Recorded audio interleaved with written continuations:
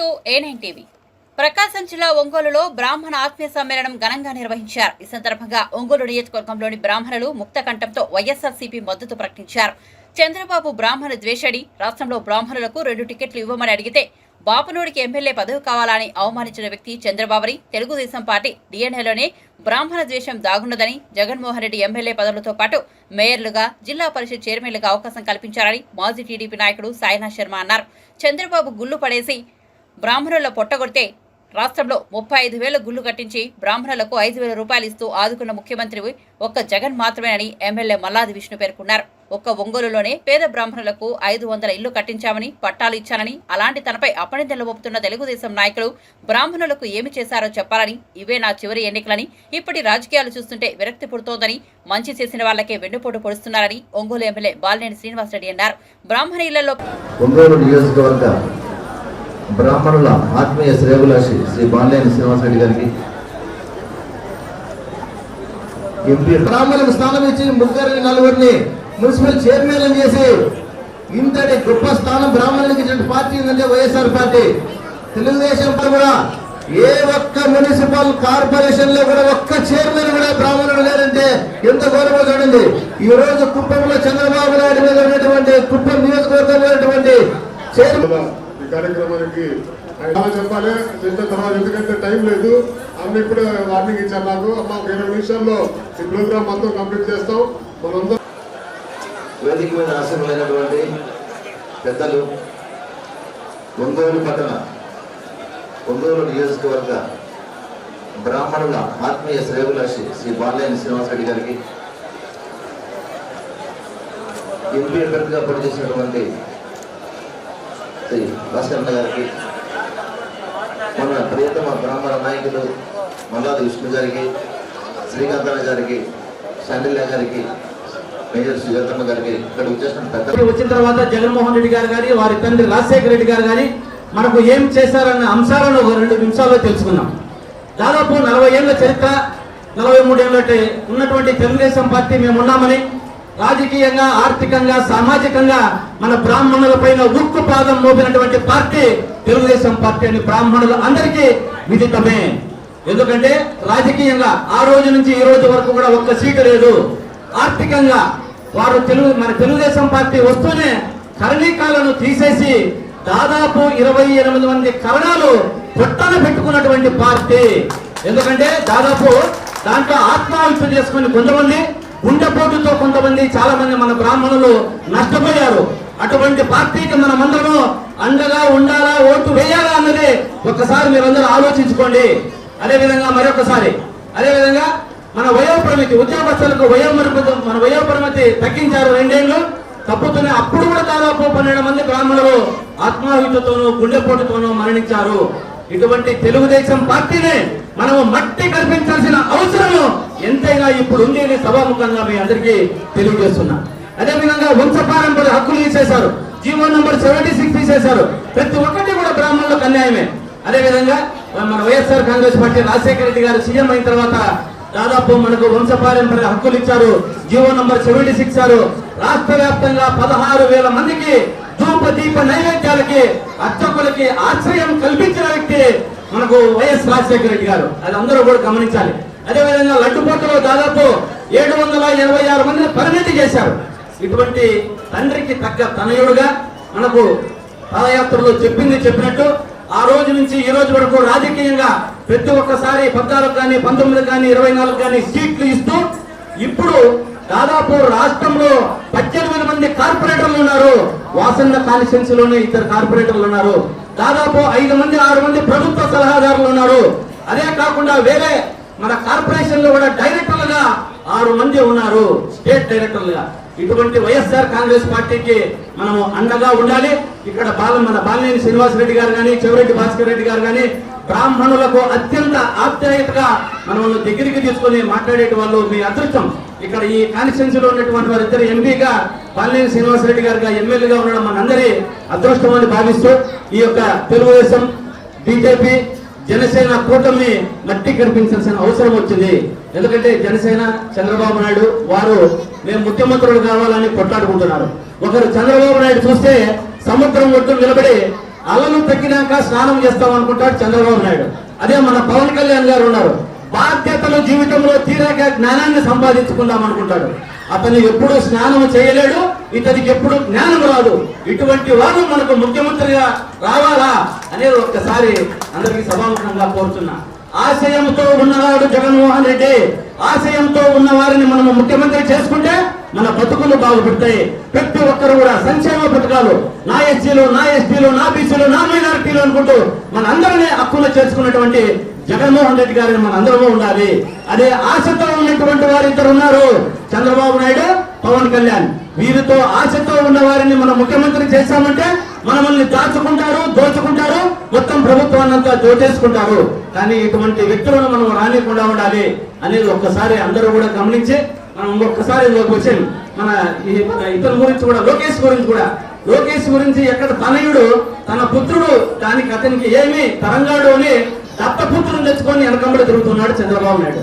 కాబట్టి ఎటువంటి పరిస్థితుల్లో మనకు అన్ని విధాలుగా అండ ఉన్నటువంటి వైఎస్ఆర్ కాంగ్రెస్ పార్టీ వైపు మన రాష్ట్ర బ్రాహ్మణులంతా కూడా ఉన్నారని చెప్పి మేము దాదాపు 27వ తారీఖు నుంచి 10వ తారీఖు వరకు శ్రీకాకుళం వరకు మేము పాదయాత్ర చేసుకుంటూ వస్తున్నాం.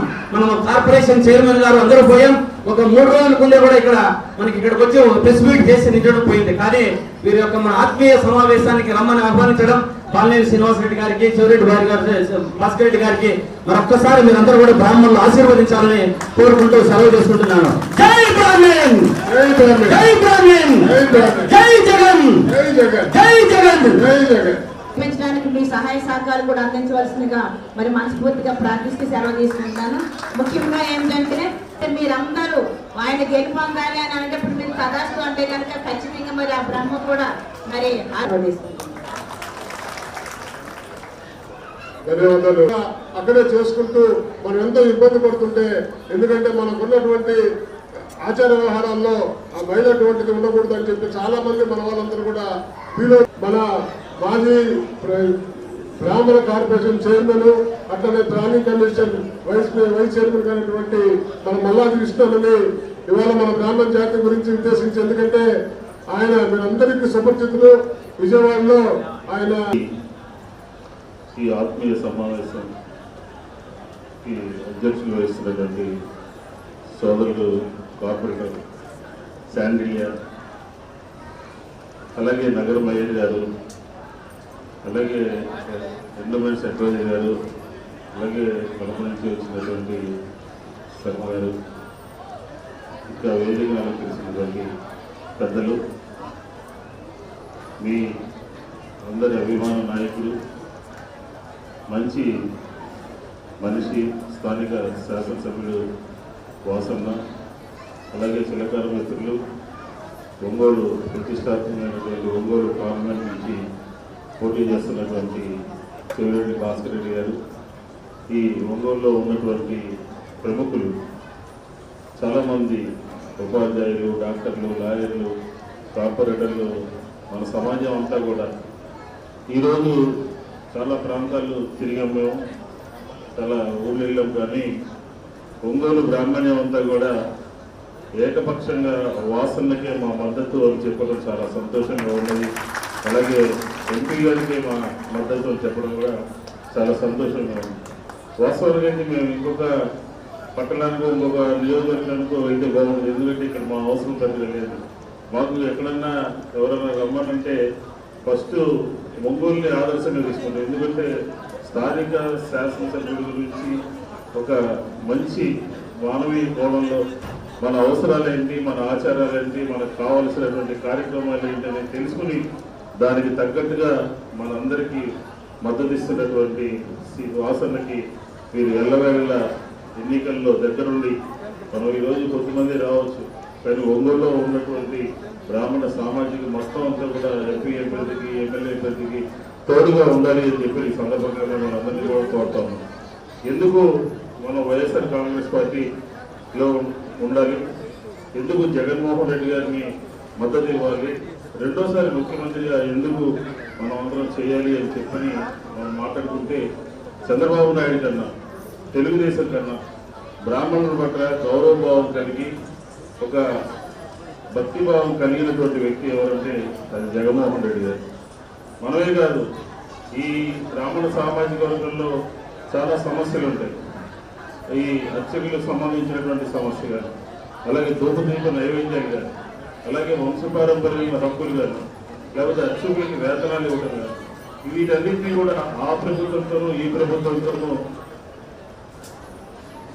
కాకుండా ఆ ప్రభుత్వంతోనూ ఈ ప్రభుత్వంతోనూ మనం పోల్చి చేసుకుంటే 100% వంశపారంపర్యానికి సంబంధించినటువంటి హక్కు కోసం చంద్రబాబు నాయుడు టైంలోనే సుప్రీంకోర్టు జడ్జిమెంట్ ఇస్తే దాని గురించి పక్కన పెట్టి మాట్లాడకుండా వదిలేస్తే ఈ ప్రభుత్వం దీన్ని అమలు చేయాలి అని చెప్పని అందరికీ అధికారులందరికీ కూడా ఆదేశాలు ఇవ్వడం జరిగింది.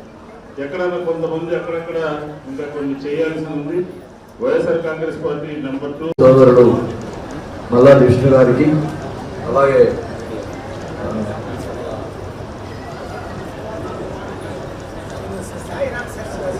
సాయినాథ్ శర్మ గారికి, మళ్ళా విజయకృష్ణ గారికి, శ్రీకాంత్ గారికి, మన ఇక్కడికి వచ్చినటువంటి మన మూర్తి గారికి, మన వాసు గారికి, మన సాయి గారికి, మన డాక్టర్ గారు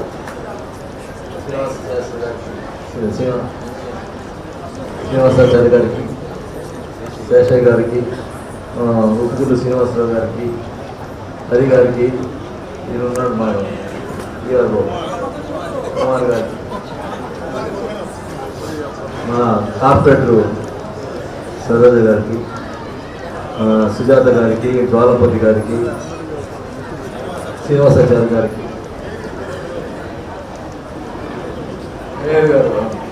మేయర్ గారు సుజాత గారికి, వేదిక అంచిన ఇతర పెద్దలకు, ఇక్కడికి వచ్చినటువంటి బ్రాహ్మణ సోదరులకు నమస్కారం తెలియజేసుకుంటాను. చాలా సంతోషం. ఈరోజు ఇక్కడ బ్రాహ్మణ ఆత్మీయ సదస్సుకి తెలంగాణ వచ్చినటువంటి బ్రాహ్మణ సోదరులు మనందరూ కూడా ముందుగా నా కృతజ్ఞతలు తెలియజేసుకుంటా ఉన్నాం. మరి మొదటి నుంచి కూడా 99 ఎలక్షన్స్ అప్పటి నుంచి కూడా 5 సార్లు నన్ను గెలిపించిన దాంట్లో ప్రతి ఎలక్షన్స్లో కూడా ఆత్మీయ సమావేశం పెట్టుకొని మరి ఆ ఆత్మీయ సమావేశంలో అందరూ కూడా నాకు మద్దతు ఇచ్చినటువంటి బ్రాహ్మణ సోదరులకు ఎప్పుడు కూడా నేను జీవితాంతంలో గుర్తు పెట్టుకుంటాను కూడా ఆ రోజు చెప్పడం జరిగింది. దాని విషయంలోనే బ్రాహ్మణ సోదరులు ఏది వచ్చినా కూడా నేను ఎప్పుడు ఏది కాదని కూడా ఈ సభంగా తెలియజేసుకుంటా ఉన్నా. మరి ముఖ్యంగా మన ఒంగోలు పట్టణంలో చేసినటువంటి అభివృద్ధి కార్యక్రమంలో ఆ రోజు ప్రకాశం పంతులు గారి కాంస్య విగ్రహాన్ని మన రాజశేఖర్ గారి చేత ఓపెన్, అప్పుడు ముఖ్యమంత్రి ఉన్న రాజశేఖర్ గారి చేత ఓపెన్ చేయించాం. అలాగే మన భారతదేశంలోనే బ్రాహ్మణులకి సంబంధించి ప్రధానమంత్రి అయినటువంటి మన రాష్ట్రాలకు సంబంధించినటువంటి ప్రధానమంత్రి అయినటువంటి పివి నరసింహరావు గారి విగ్రహాన్ని ఈ మధ్యనే మనం చెప్పిన వెంటనే ఒక 20 రోజుల్లోనే అక్కడ విగ్రహాన్ని ఏర్పాటు చేసి అక్కడ ఓపెనింగ్ చేయడం కూడా జరిగింది. మరి ఇంకా కొంచెం పనులు ఉన్నాయి అక్కడ, ఎందుకంటే ఈ కోడి వల్ల చిన్న పనులు ఆగిపోయి నేను కూడా తెలియజేసుకుంటా ఉన్నాం. అలాగే మరి బ్రాహ్మణులకు సంబంధించి ఆర్థికం చేసేదానికి సైట్ అడిగితే దానికి సైట్ ఇవ్వడం జరిగింది.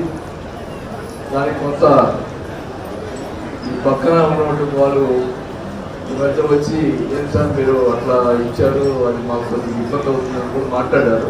నేను చాలా క్లియర్గా చెప్పాను, అక్కడ వచ్చి చనిపోయిన వాళ్ళు తీసుకున్నారయ్యా, తను కర్మం కాదు చేసుకునేది, దానికి ఏదో సర్దినాలో చేసుకునే కార్యక్రమం చేస్తారు తప్ప అక్కడ ఇబ్బంది పెట్టరని చెప్పి కూడా నేను సర్ది చెప్పడం జరిగింది. మరి ఆ భవనం కూడా మరి పనులు జరుగుతూ ఉన్నాయి, తొందరగా పూర్తి అవుతుందని కూడా తెలియజేసుకుంటా ఉన్నా. మరి మీ అందరికీ తెలుసు, ఈరోజు జగన్మోహన్ రెడ్డి గారు బ్రాహ్మణులకు సంబంధించి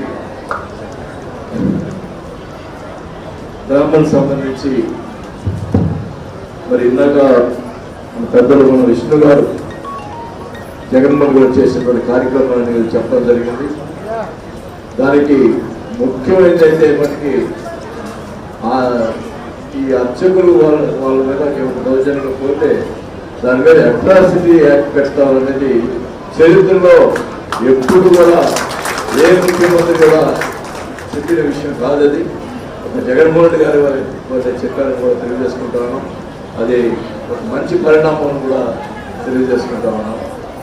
మరి ఇంకా ఇందాక మన శాండిల్ గారు చెవిరెడ్డి గారిని అడిగారు తిరుపతి దర్శనం అనేది. నేను మన వైస్ ఛాన్సలర్కి ఒక లెటర్ ఇస్తానని చెప్పాను. డైలీ మీకు కూడా ఒక లెటర్ ఆరుగురికి బ్రేక్ ఒక రోజుకు 6 ఇచ్చామంటే నెలకి దాదాపు 150 మందికి బ్రేక్ దర్శనం నేను నెలకి ఇవ్వగలుగుతాను బ్రాహ్మణులకి. అలా చేసుకుని ప్రతి సంవత్సరానికి 2-3 సంవత్సరాలు మొత్తం కూడా కాన్స్టిట్యూన్సీలో ఉన్న బ్రాహ్మణులు అందరూ కూడా బ్రేక్ దర్శనం ఇచ్చే కార్యక్రమం చేపడతామని చెప్పి కూడా ఈ సభలో చేసుకుంటాము. ఎందుకంటే మరి దేవుని ఎక్కువ వెంకటేశ్వర భక్తులు చూసేది బ్రాహ్మణులు మరి వైశాస్త్రం కాబట్టి ప్రాధాన్యత ఎక్కువ తెలియజేసుకుంటా ఉన్నాం. అంతేకాకుండా వెంకటేశ్వర స్వామి కళ్యాణం అనేది ఈ నెక్స్ట్ 5 yearsలో ప్రతి 2 సంవత్సరాలకు ఒకసారి శ్రీనివాస కళ్యాణం నేను చేపించే కార్యక్రమం చేపడతానని చెప్పి తెలియజేసుకుంటా ఉన్నాం.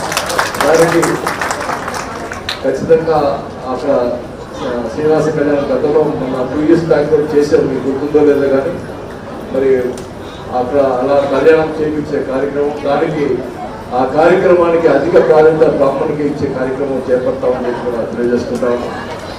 మరి ఇంకా జగన్మోహన్ రెడ్డి గారు చేపట్టినటువంటి పథకాలు ఇవన్నీ కూడా గుర్తుపెట్టుకోవాలని కూడా తెలియజేసుకుంటామన్నా. మీ అందరికీ గుర్తుంది, గతంలో ఎమ్మెల్యేగా ఉన్నప్పుడు బ్రాహ్మణులకు సంబంధించి పేద బ్రాహ్మణునికి మన వాళ్ళు పేరు ఇస్తే అక్కడ రాజీవ్ కాలనీలో ఆ బ్రాహ్మణునికి పేద బ్రాహ్మణునికి మనం ఇళ్ల పట్టాలు ఇవ్వడం జరిగింది. ఇప్పుడు అది 20 లక్షల రూపాయల ఆస్తి వాళ్ళకి వచ్చిందని కూడా నేను సంతోషంగా తెలియజేసుకుంటాను.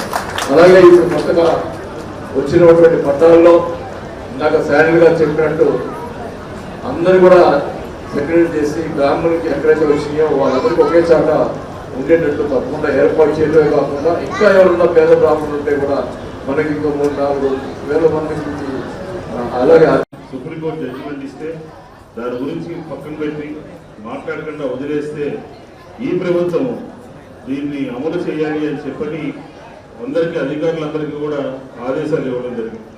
ఎక్కడన్నా కొంతమంది అక్కడక్కడ ఇంకా కొన్ని చేయాల్సి ఉంది. వైఎస్ఆర్ కాంగ్రెస్ పార్టీ నెంబర్ 2 గవర్నమెంట్లో పూర్తి స్థాయిలో వచ్చినటువంటి కొద్ది రోజుల్లోనే ఆ వంశపారంపర్యానికి సంబంధించినటువంటి అర్చకులందరికీ కూడా వాళ్ళు తిరిగి ఉద్యోగాల్లో కొనసాగించే విధంగా కూడా చర్యలు చేపట్టడం జరుగుతుంది అని చెప్పిన కూడా ఈ ఒంగోలు పట్టణం నుంచే మేము చెప్తా ఉన్నాం. అలాగే దోపదీప నైవేద్యాలు వాళ్ళు ఎంతమందికి ఇచ్చారు? మనం వచ్చిన తర్వాత ఈరోజు 5,000 దేవాలయాలకు ఇవ్వడం జరుగుతుంది. అలాగే అర్చకులకు సంబంధించి 5 లక్షల రూపాయలు ఉన్నటువంటి ఆదాయం కలిగినటువంటి దేవస్థానాలన్నింటినీ కూడా అర్చకులకే ఇవ్వాలి అని చెప్పి కూడా ప్రభుత్వం జీవో ఇష్యూ చేసింది. ఇలా ప్రతి విషయాన్ని తీసుకుంటే వైఎస్ఆర్ కాంగ్రెస్ పార్టీ బ్రాహ్మణులకు సంబంధించి బ్రాహ్మణ అవసరాలను గుర్తించి చేయడం జరిగింది. అలాగే అర్చకులకు సంబంధించి 3 అంశాలు రాష్ట్ర ప్రభుత్వం ఈ రాష్ట్రంలో ఉన్నటువంటి అందరికీ కూడా విద్య కానీ, వైద్యం కానీ, గృహ నిర్మాణం కానీ శాచ్యురేషన్ పద్ధతి ద్వారా నవరత్నాల్లో అందరికీ కూడా అన్నీ అందాలి అని చెప్పింది. ఎవరు కూడా అర్చకుడు నాకు కార్పొరేషన్ నుంచి, బ్రాహ్మణ కార్పొరేషన్ నుంచి రాలేదు, ఎండోమెన్సీ డిపార్ట్మెంట్ నుంచి రాలేదు అని అనుకోవాల్సినటువంటి అవసరం లేదు. సచివాలయానికి వెళ్తే ఆరోగ్యశ్రీ కార్డు వచ్చే విధంగా చేసుకుంటే 25 లక్షల రూపాయల వరకు మీ అందరికీ కూడా ఉచితంగా వైద్యం అందించేటటువంటి ఏర్పాటు జగన్మోహన్ రెడ్డి గారు చేశారు అని చెప్పి ఈ సందర్భంగా నేను మనం చేసుకుంటాను. అలాగే శాచ్యురేషన్ పద్ధతి ద్వారా ఇళ్లకు సంబంధించినటువంటి, స్థలాలకు సంబంధించినటువంటి అక్కడ ఉన్నటువంటి స్థానిక శాసనసభ్యుల్లో, పార్లమెంట్ సభ్యుల్లో వాళ్ళు మీరు వెళ్ళి అప్రోచ్ అయితే ఇప్పటికే కొన్ని ప్రదేశాల్లో అయితే, కొన్ని నియోజకవర్గాల్లో అయితే మనకు సంబంధించినటువంటి వాళ్ళందరినీ కూడా జగనన్న లేఅవుట్లో పక్కన పెట్టి మన ఆచారాలు, వ్యవహారాలు వేరుగా ఉంటాయి కాబట్టి వాళ్ళందరూ కూడా పక్కన పెట్టి ఇచ్చినటువంటి పరిస్థితి చూసాం. కాబట్టి చాలా మంది ఏమనుకుంటారంటే ఈ బ్రాహ్మణ కార్పొరేషన్ సరిగా పనిచేయట్లేదు, అది ఇదని తెలుగుదేశం ఎల్లో మీడియా ఇదంతా కూడా జరుగుతారు, దుష్ప్రచారం చేస్తారు. తెలుగుదేశం ప్రభుత్వం 5 సంవత్సరాల్లో 50,000 మందికి 268 కోట్లు మాత్రమే ఖర్చు పెట్టింది. కానీ జగన్మోహన్ రెడ్డి గారి ప్రభుత్వం ఈ 5 సంవత్సరాల్లో 1,50,000 మందికి 789 కోట్ల రూపాయలు నేరుగా డీబీటీ ద్వారా వారందరి అకౌంట్ లో నిధులు జమ చేసినటువంటి ప్రభుత్వం ఏదైతే అది జగన్మోహన్ రెడ్డి గారి ప్రభుత్వం అని చెప్పిన కూడా ఈ సందర్భంగా మనం చేసుకుంటాం.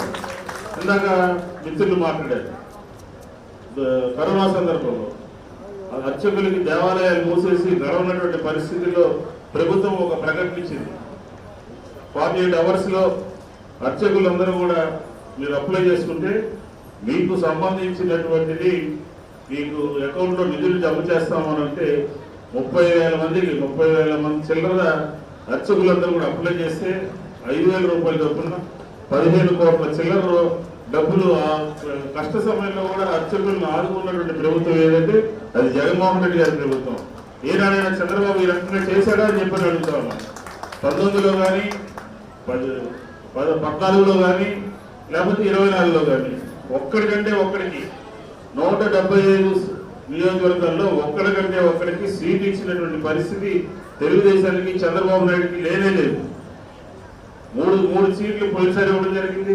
చాలా మంది కార్పొరేటర్లు కానీ ఇతర డైరెక్టర్లు కానీ అందరినీ కూడా జగన్మోహన్ రెడ్డి రికగ్నైజ్ చేయడం జరిగింది.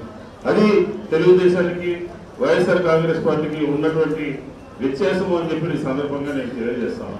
ఇంకొక ప్రధానమైనటువంటి అంశం, రాబోయే ప్రభుత్వంలో ఆల్రెడీ గౌరవ ముఖ్యమంత్రి గారితో నేను మొన్న మధ్య 4-5 రోజుల క్రితం మాట్లాడాను. అర్చకుల మీద ఏ గుళ్ళో అయినా ఏ దేవాలయాలు అయినా ఎవరైనా వాళ్ళ మీద దౌర్జన్యం చేసినా వాళ్ళ మీద రౌడీజం చేసినా ఖచ్చితంగా అట్రాసిటీ చట్టాన్ని రాబోయే ప్రభుత్వంలో మేము తీసుకురాబోతున్నాం అని చెప్పి కూడా ఈ సందర్భంగా నేను చెప్తాను. ఒక ప్రభుత్వం వచ్చినటువంటి కొన్ని రోజుల్లోనే అర్చకులు జోలికి వెళ్ళాలన్నా గుళ్ళోకి వెళ్ళి రౌడీజం చేయాలన్నా ఎవరు కూడా భయపడేటటువంటి పరిస్థితి వస్తుంది. జగన్మోహన్ రెడ్డి గారు స్పష్టంగా మన సమాజ వర్గానికి సమాజానికి అర్చకులకి దేవాలయాల్లో పనిచేసినటువంటి పూజారులకి అందరికీ కూడా చెప్పని చెప్పారు.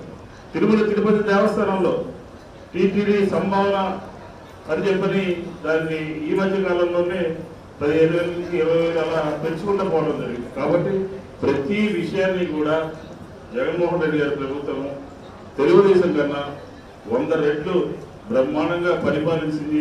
రాబోయే రోజులు కూడా మీరందరూ జగన్మోహన్ రెడ్డి గారి యొక్క మంచి పనులు మరింతగా జరగాలి అని అంటే ఖచ్చితంగా మన ప్రాంతంలో ప్రజాప్రతినిధులుగా శాసనసభకి పోటీ చేస్తున్నటువంటి సీనన్నకి వాసన్నకి అలాగే పార్లమెంట్కి పోటీ చేస్తున్నటువంటి మన చెవిరెడ్డి భాస్కర్ రెడ్డి గారికి మీరు ఓటు వేసి గెలిపించాలి అని చెప్పి ఈ సందర్భంగా కోరుతూ ప్రభుత్వం మీద మన సామాజిక వర్గం మీద జగన్ గారికి దూరంగా ఉన్నట్టు ఎల్లో మీడియా రోజు కథనాలు పంపిస్తూ ఉంది. అసలు ప్రభుత్వం మీదే జగన్మోహన్ రెడ్డి గారి మీదే కొన్ని పత్రికలు అయితే పరిగెట్టుకుని ఇష్టానుసారం బూతులు రాస్తున్నాయి. వాస్తవం ఏంటో గ్రహించుకుని ఆ వాస్తవానికి తగ్గట్టుగా రాబోయే రోజుల్లో జగన్మోహన్ రెడ్డి గారి నాయకత్వంలో ఆంధ్రప్రదేశ్ సమగ్ర అభివృద్ధి చెందాలన్నా బ్రాహ్మణ సామాజిక వర్గం ముందడుగు పడాలన్నా ఖచ్చితంగా మంచి మనసు ఉన్నటువంటి ఇలాంటి ప్రజాప్రతినిధులు మీరు ఎన్నుకోవాలి అని చెప్పి మనస్ఫూర్తిగా కోరుకుంటూ, ఇందాక శాండీగా మాట్లాడుతూ పగలు ఫోన్ చేసినా రాత్రి ఫోన్ చేసినా ఫోన్ ఎత్తుతానని చెప్పి అన్నాడు. పగలు ఎప్పుడు ఫోన్ చేయడు, రాత్రి పూటే నాతో మాట్లాడతారు. ఈ జాగ్రత్త కూడా రాత్రి 10 గంటల తర్వాత ఫోన్, నేను 10 గంటల 1 గంట దాకా ఫోన్ ఆన్సర్ చేస్తాను. 10:30 తర్వాత 11 తర్వాత ఫోన్ వచ్చిందంటే గంగుటూరు ప్రకాశం జిల్లా నుంచి మనకు ఫోన్ వస్తుంది, ఒంగోలు పట్టు నుంచి మనకి ఫోన్ వస్తుందని చెప్పి భావిస్తాం. కాబట్టి మిత్రులందరూ కూడా మంచిగా ఆర్గనైజ్ చేశారు. క్రమశిక్షణతో అంకిత భావంతో పనిచేసినటువంటి మా మంత్రులకి సామాజిక పెద్దలకి అందరికీ కూడా రేపు వారం రోజుల్లో ఉంది, టైం లేదు. కాబట్టి 11వ తారీఖు జరిగేటటువంటి దాంట్లో ప్రతి ఒక్కరు కూడా భాగస్వాములు అయ్యి చేసుకుంటాం. అలాగే ఇప్పుడు కొత్తగా వచ్చినటువంటి పట్టాలలో ఇందాక శారీగా చెప్పినట్టు అందరూ కూడా సెక్రటరీ చేసి బ్రాహ్మణులకి ఎక్కడైతే వచ్చినాయో వాళ్ళందరికీ ఒకే చాట ఉండేటట్టు తప్పకుండా ఏర్పాటు చేయడమే కాకుండా ఇంకా ఎవరున్నా పేద బ్రాహ్మణులు ఉంటే కూడా మనకి ఇంకో 3-4 వేల మందికి అలాగే అర్చకులకి మరి పట్టాలు ఇచ్చే కార్యక్రమం కూడా చేపట్టాలని చెప్పి కూడా ఈ సభాముగా తెలియజేసుకుంటున్నాం. అక్కడ అందరికీ కూడా కలిపి ఒకే చోట ఇచ్చే కార్యక్రమం చేపట్టడం జరుగుతుందని తెలియజేసుకుంటా ఉన్నాం. మరి మాకు ఒకటే చెప్తా ఉన్నా, మీకు మరి ఎంపీగా మన చెవిరెడ్డి భాస్కర్ రెడ్డి గారు నిలబడుతూ ఉన్నారు. మరి ఆయన 2 సార్లు చంద్రగిరిలో ఎమ్మెల్యేగా ఉన్నారు. మరి తర్వాత సీఎం గారు ఏమన్నారంటే నా సీఎం ఆఫీస్లో ఉంటూ పార్టీ పనులు చూడమని చెప్పి సీఎం ఆఫీస్లో 2 సంవత్సరాలు సీఎం ఆఫీస్లో పార్టీ పనులు చూశారు. మరి చివరికి సీఎం గారు లేదు నువ్వు మీ అబ్బాయిని చంద్రగిరి పోటీ చేయడం, నిన్ను ఆయన వచ్చి ఒంగోలు ఎంపీగా పోటీ చేయమని చెప్పడం ఇక్కడ రావడం జరిగింది. ఆయన ఇందాక మీరు అడిగినట్టు దసరాకి నాతో పాటు ఆయన కూడా ఇస్తానని చెప్పి నేను గట్టిగా, ఎందుకంటే అంతకంటే భాగ్యం ఏముంది ఎక్కువ. అదే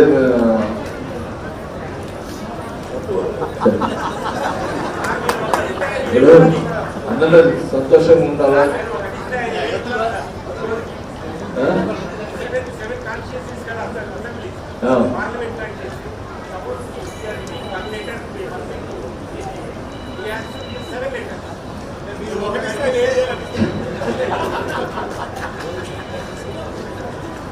ఏదైనా కానీ ఎవరికి వచ్చినా కూడా ఒకవేళ నా దగ్గర లెటర్ లేకపోయినా చైర్మన్ తో మాట్లాడైనా మీకు దర్శనం ఏర్పాటు చేసే కార్యక్రమం ఎక్కడ కూడా ఎవరికి వచ్చిన నా దగ్గరికి వచ్చి దర్శనానికి బ్రేక్ దర్శనం కావాలని చెప్పి బ్రాహ్మణులు వస్తే లేదు అనుకున్నా చేసే కార్యక్రమం చేపడతా ఉంటాం. మరి మీ అందరూ కూడా మీ ఆశీస్సులుంటే చివరిసారిగా గెలిచి నేను ఒకటే అనుకున్నా, ఈ రాజకీయాలను చూస్తుంటే నిజంగా చెప్తా ఉన్నాను, ఇంకా రాను అసలు ఈ ఎమ్మెల్యేగా పోటీ చేయాలన్నది ఎవరు విరక్తి పుట్టింది నాకైతే తెలుసు. అంటే వరస్ట్గా ఉన్నాయి. మనం అంటే చెప్పకూడదు ఈ టైంలో ఎంత వరస్ట్గా ఉందంటే అంత వరస్ట్ ఉంది రాజకీయాలు. మనం మంచి చేస్తే మంచి చేసినోడే చెడు చేస్తున్నాడు. దేవుడు మనం సహాయం చేయలేదనుకో ఇంకా ఎవరు సహాయం చేస్తాడో ఫీల్ చేస్తున్నాడు. సహాయం చేసినోడే దెబ్బతిస్తున్నాడు. అట్లా మనస్తత్వాలు మారిపోతూ ఉన్నాయి పబ్లిక్లో. అందుకని మనం పాత రోజుల్లో మనం చేయలేము. మంచిగా అనేది ఉండదు లేదు. ఒకడంటాడు బ్రాహ్మణ స్థలం కబ్జా చేసాడు అంటాడు, ఒకడంటాడు మా అబ్బాయి ఇది చేశాడు అంటాడు. ఏం చేశాడు చూపించారు నాయన అంటే అది ఊరికి మాట్లాడటానికి ఇష్టం వచ్చినట్టు ఏదో మాట్లాడటం రాజకీయంగా. మరి ఇళ్ళ పట్టాలు ఇస్తే దొంగ పట్టాలు. ఒక సీఎం వచ్చి ఒక ఐఏఎస్ అధికారులు వచ్చి ఇళ్ళ పట్టాలు ఇస్తే అది దొంగ పట్టాలు అంటారు. నాకు అర్థం కాదు. రాయ నువ్వు దొంగ పట్టాలు అయితే ఎదురు రా, అతను అడుగుతున్నా జనార్దన్ నువ్వు ఎదురు రా, ఈ దొంగ పట్టాలని చెప్పి నీ ఐఏఎస్ ఆఫీసులో లేకపోతే ఎవరో ఒకరిని తీసుకొచ్చి ఈ దొంగ పట్టాలని చెప్పి నేను వెంటనే ఇప్పటికిప్పుడు రిజైన్ చేసుకుంటాను, నేను పోటీ కొట్టాను. లేకపోతే నువ్వు పోటీ చేసుకుంటామంటే అబ్బాయి అక్కడ ఉంటా ఉన్నోళ్ళకే ఇస్తున్నాడు మనం అంటారు. అంటే రోజు ఒక అబద్ధాలు మాట్లాడతాం. ఈ అబద్ధాలు చండాలం అయిపోయింది. ప్రశాంతంగా ఈ 5 సంవత్సరాల్లో ప్రశాంతంగా ఒంగోలు పట్టణంలో నేను చేయగలిగిన సహాయం అందరికీ కూడా చేసి రిటైర్డ్ అయ్యి ప్రశాంతంగా దేవుడి దగ్గర సన్నిధిలో ఉండాలని కోరుకుంటా ఉన్నా. ఎందుకంటే అంతకంటే మనం చేయకూడదని చెప్పి కూడా నిశ్చయించుకున్నాం. మరి మీ ముందు ముఖ్యంగా మీ అందరి ఆశీర్వాదం ఉంటే మటుకి 6 కొడతాను.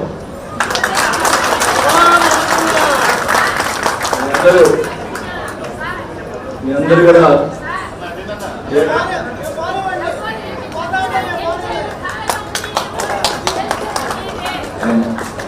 మీ ఆశలు ఉంటే తప్పకుండా పిలుస్తానమ్మా. ఖచ్చితంగా మీ అందరి రుణం నేను తీర్చుకుంటాను ఈ 5 సంవత్సరాలు అని చెప్పి కూడా తెలియజేసుకుంటా ఉన్నా. మీ ఇద్దరు కూడా ఎంపీగా చెవిరెడ్డి భాస్కర్ రెడ్డి గారిని ఎమ్మెల్యే గారిని గెలిపించుకుంటే తప్పకుండా బ్రాహ్మణుల రుణం నేను తీర్చుకుంటానని చెప్పి కూడా తెలియజేసుకుంటూ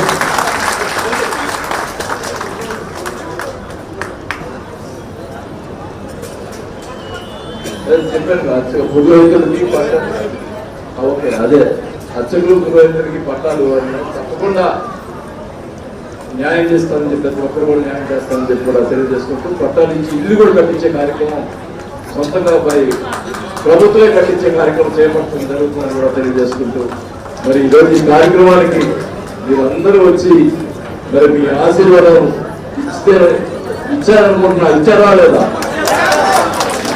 మీ అందరి ఆశీర్వాదంతో తప్పకుండా గెలిచి మళ్ళా మనం ఆత్మీయ సదస్సు పెట్టుకున్నామని చెప్పి కూడా తెలియజేసుకుంటూ సెలవు తీసుకుంటా ఉన్నాం. Thank you. దయచేసి అందరూ చిన్న సన్మానం మన కమిటీ తరఫున చిన్న సన్మానం వేసుకున్నాం.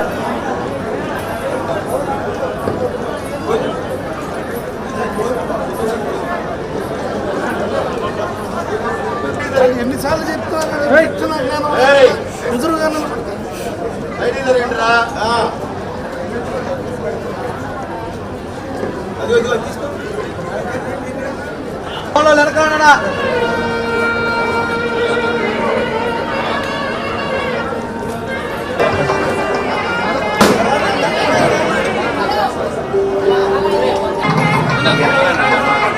ఒక టీటీడీలోనే 18 సంవత్సరాలు 6వ తరగతి నుంచి MA BL PhD వరకు నా చదువు మొత్తం ఆ భగవంతుడే చదివించాడు. ఒకరోజు లెక్కేసి ఎంత కట్టుంటాను ఫీజు అంటే 9,000 9,500 కట్టు. నా మొత్తం నా చదువుకంతా భగవంతుడు కట్టి 9,500తో నన్ను అంత చదువు చదివించాడు. ఒక దేవస్థానం కింద చదువుకున్నా అదే భగవంతుడి దగ్గర 5 ఏళ్ళు 5 టర్ములు పాలకొండ సభ్యుడిగా పనిచేసినప్పుడు ఈ వ్యవస్థ మీద పెంచుకున్న అవగాహనతో చెప్పినప్పుడు నిరాశ వ్యవస్థ చంద్రబాబు నాయుడు గారు రద్దు చేస్తే అదే నిరాశ వ్యవస్థ ప్రాణప్రతిష్ఠ చేసిన వ్యక్తి జగన్మోహన్ రెడ్డి గారు. అదే అర్చకులకు 60,000 దాటి పెట్టడం వల్ల అర్చకులు ఎంత సీనియారిటీ వస్తుంది గొప్ప అర్చకుడు అవుతాడు. తను రిటైర్మెంట్ చేస్తే అర్చకుడు ఉన్నంత కాలం తను చేయగలిగినంత కాలం తను వద్దనుకున్నంత కాలం తను అర్చకుడుగా ఉండొచ్చు, పదవి విరమణ లేదనేటువంటి వ్యవస్థను తీసుకొచ్చినటువంటి వ్యక్తి జగన్మోహన్ రెడ్డి గారు. కరోనా వచ్చినప్పుడు 40,000 మంది అర్చకులకు నెలకు 5,000 రూపీస్ పంపించిన వ్యక్తి జగన్మోహన్ గారు. అదే కాకుండా ధూపదీప నైవేద్యాలతో చాలా దేవాలయాల్లో రాష్ట్రంలో ఇబ్బంది పడుతున్నాయంటే 6,700 దేవాలయాలకు ఇప్పుడు కూడా ప్రతి నెల ధూపదీప నైవేద్యాలు దేవుడికి నైవేద్యం పెట్టాలి, దేవుడు ధూపం వెలిగించాలి, దీపం వెలిగించాలని 6,752 దేవాలయాలకు జగన్మోహన్ గారు వచ్చిన తర్వాత ప్రతి నెల జీతం లెక్కన దేవాలయాలకు పంపిస్తున్నారు. కొత్తగా జగన్ ముఖ్యమైన 5 సంవత్సరాల్లో ఎన్ని దేవాలయాలు కడితే మీరు ఆశ్చర్యపోతారు. 3,250 కొత్త దేవాలయాలు నిర్మించిన ఏకైక ముఖ్యమంత్రి జగన్మోహన్ రెడ్డి గారు. ఇది చూడండి, ఈరోజు కావాలంటే ఈ రాష్ట్రంలో ఈ దేశాన్ని పరిపాలించిన వాళ్ళు కానీ ఈరోజు ఇన్ని మాట్లాడుతున్న చంద్రబాబు నాయుడు గారు కానీ పవన్ కళ్యాణ్ ఇంట్లో గోశాల ఉందో చెప్పండి చూద్దాం. జగన్మోహన్ గారి ఇంట్లో గోశాల అంటే బ్రాహ్మణులకి అందరికీ హిందువులకి ప్రీతిపాత్రమైంది. తన ఇంట్లోనే గోశాల కట్టి గోవును పూజించేటువంటి వ్యక్తి జగన్. చెప్తే మీ ముందర ఓపెన్ చెప్తున్నాం. ఏంటి చంద్రబాబు నాయుడు గోశాల ఉందని చెప్పండి, పవన్ కళ్యాణ్ గోశాల ఉందని చెప్పండి. ఈరోజు జగన్మోహన్ గారి ఇంటికి వస్తే మన దేశీయ ఆవులు అన్ని రకాల ఆవులు ఈ రోజైనా మీరు చూడవచ్చు. రోజు గోపులు జరగాలి ఇంట్లోనే. అంతగా ఈ వ్యవస్థలో పెద్దరికాన్ని, ఎందుకంటే మేమంతా భావిస్తాం భగవంతుడి తర్వాత మాకు కనిపించేటటువంటి వ్యక్తులు మీరని భావిస్తాం. కాబట్టి ఇట్లాంటి మా కళ్ళ ముందర కనిపించే భగవంతులుగా మేము నిజంగా బ్రాహ్మణుల్ని ఏ పని చేసినా మీ ఆశీస్సులు తీసుకొని చేయాలన్నది మా సంకల్పం. అట్లా ఈ వ్యవస్థని పైకి తేవడానికి ప్రయత్నించిన వ్యక్తి మన జగన్మోహన్ గారు. రాష్ట్ర స్థాయిలో అయితే ఇక్కడ వాసనకి కారణమైన భక్తి, ఇష్టం. ఈరోజు చెప్తున్నా, నా జీవితంలో చాలా మందిని చూశాను.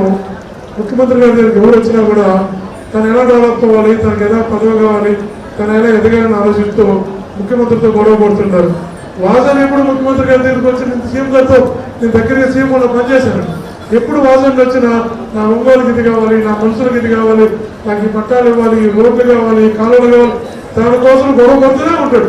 నేను చాలా అనుకుంటుంటాం ముఖ్యమంత్రి లాంటి వ్యక్తి దగ్గరికి వచ్చి తన ఒంగోలు కోసం గొడవపడే వ్యక్తి, తన ప్రాంతం కోసం పాటుపడే వ్యక్తి, నా జీవితంలో ఒకే ఒక వ్యక్తి వాసన. నేను గౌరవంగా తెలియజేస్తున్నాను. అందుకే చెప్పాను జగన్ కూడా నిన్ను మంత్రిని చేస్తానని. నీకు ఈరోజు మాట చెప్తున్నా, నేనే సాక్ష్యం. మీరు వాసనని ఆశీర్వదించి నేను మీ ఆశీస్సులు ఇతర భగవంతుడు ఆశీస్సులు రెండు ఒకటి. మీ ఆశీస్సులు ఉంచి వాసనని ఒంగోలు నుంచి విజయవాడకి మీరు శాసనసభ్యుడిగా పంపించండి. జగనన్న తన మంత్రిని చేసి, తన ప్రముఖ మంత్రిని చేసి మళ్ళీ ఒంగోలు పంపిస్తాడు. మీకు ఎంత బాగుపడుతుంది. మిగిలి ఉన్నటువంటి ప్రతి పని మంచి జరుగుతుంది. నిజంగా చెప్తున్నా, మీరు ఎప్పుడు ఊహించినంత గొప్ప జరుగుతుంది. కానీ వాసన చెప్తుంటాడు, 80 సంవత్సరాలు వయసు వచ్చిన వాళ్ళు కూడా అంటుంటారు, ఇంకొకసారి ఎమ్మెల్యేగా పోటీ చేసి రిటైర్ అయిపోతాను నేను, కర్ర పెట్టుకుని నడిచేవాడు. వాసన చెప్తున్నాడు, ఇంకొక 5 సంవత్సరాలు ఈ ఒంగోలుని సర్వతోముఖాభివృద్ధి చేసి, ఈ ఒంగోలు రూపురేఖలు మార్చి, నేను శాశ్వతంగా ఒంగోలు ప్రజలు గుర్తుండేలా 5 సంవత్సరాలు కేవలం రాజకీయాలు ఉంది. 5 సంవత్సరాల తర్వాత నేను రిటైర్ అయిపోతానని ప్రకటించినటువంటి ఏకైక వ్యక్తి 60 సంవత్సరాలు ఒక వాసన. మన జీవితంలో ఎప్పుడు చూస్తున్నాం. 60 సంవత్సరాలకి ఇంకొక 5 సంవత్సరాలు సేవ చేసి రిటైర్ అవుతున్నాను. అంత పెద్ద మనసు దాతృత్వం ఉన్నటువంటి వాసనకి ఈ ఒక్కసారి మీరు గట్టిగా అందరూ నిలబడి చెప్పి చేయించగలిగితే తన మంత్రిగా ఇక్కడికి వచ్చి ఈ ప్రాంతాన్ని అత్యంత అభివృద్ధి నడిపిస్తారని తెలియజేస్తూ, నేను కూడా చిన్నప్పటి నుంచి బ్రాహ్మణ వ్యవస్థలో పెరిగిన వాళ్ళని. ఇంత అటాచ్మెంట్ అంటే మీతో నిజంగా కూడా ఒక 12 సంవత్సరాల ముందు ఒక స్వామి చెప్పాడు, మన జీవితంలో మనం మంచి చేస్తుంటాం, చెడు చేస్తుంటాం, చాలా తప్పులు జరుగుతుంటాయి. ఇవన్నిటికీ పరిష్కారం ఒక వేద పాఠశాల నడపాలి. వేదం చదివిస్తే, చదవాలని ఆలోచన బ్రాహ్మణ పిల్లలు మనం చదివించగలిగితే అన్నిటికీ భగవంతుడు ఆశీస్సులు ఉంటాయి. నువ్వు చదివించాలి. ఇప్పుడు నాకు చిన్నప్పుడు మా గురువు ఒక మాట చెప్తే 18 సంవత్సరం వేద పాఠశాల 5 మంది పిల్లలు, బ్రాహ్మణ పిల్లల్ని తీసుకొచ్చి చదివిద్దామని ఇంట్లో తీసుకొచ్చి పెట్టుకొని ఒక బిల్డింగ్ పెట్టి బిల్డింగ్లకు చదివిస్తే ఈ 17 సంవత్సరాలకి ఈరోజు 160 మంది బ్రాహ్మణ పిల్లలు నా దగ్గర చదువుకుంటున్నారు. భగవంతుడు అవకాశం ఇచ్చాను. నేను ఎప్పుడన్నా తిరుపతి వచ్చినప్పుడు శ్రీ కళ్యాణ వెంకటేశ్వర స్వామి వేద పాఠశాలని పెట్టి 160 మంది బ్రాహ్మణ పిల్లలు ఇప్పుడు 10-12 సంవత్సరాలు చదువుతున్నారు. ఇప్పుడు దాన్ని పెద్దగా నిర్మించడానికి ప్రపంచంలోనే అతి పెద్ద వేద పాఠశాల చేయాలని ప్రపంచంలోనే 52 కోట్ల రూపాయలతో వేద పాఠశాల నిర్మాణం ప్రారంభమైంది. సుమారుగా 520 మంది పిల్లలు కరెక్ట్గా 1 ఇయర్లో అకామిడేట్ చేయబోతున్నాం. చేరిన ప్రతి బిడ్డకు కూడా అంతా మొత్తం బ్రాహ్మణ్సే ఉంటారు. 120 మంది, ఇప్పుడు 520 మంది పెంచబోతున్నాం. ఈ 120 మంది పిల్లలు ఎప్పుడైతే స్కూల్లో చేరతారో చేరిన ప్రతి బిడ్డకి 2 లక్షల రూపాయలు ఆ పిల్లడు పెడితే పిచ్చి రాస్తాం. ఎందుకంటే తన చదువు పూర్తయ్యేటప్పటికి ఒక 6 నెలల సంవత్సరం తనకి ఉద్యోగం రాకపోతే ఈ 2 లక్షలు ఈ డిపాజిట్ 5-6 లక్షలు 7 లక్షలుగా తనకి పిచ్చిడి కింద వస్తుంది. కొన్ని సంవత్సరాలు తను బతకచ్చనే ఉద్దేశంతో ఈ 120 మంది పిల్లలకి 2 లక్షల రూపాయలు ప్రతి ఒక్కరికి చేరిన వెంటనే ఫిక్స్డ్ డిపాజిట్ చేసి, ఎందుకంటే చదివిస్తున్నాం. అంత అటాచ్మెంట్ బ్రాహ్మణ కుటుంబంతో నేను. కాబట్టి ఎప్పుడు కూడా నేను వాసన నాయకత్వంలో ఖచ్చితంగా బ్రాహ్మణ మీ మీద భక్తితో ఉండేవాళ్ళం, బాగా భక్తితో ఉండేవాళ్ళం. భగవంతుడి తర్వాత భక్తి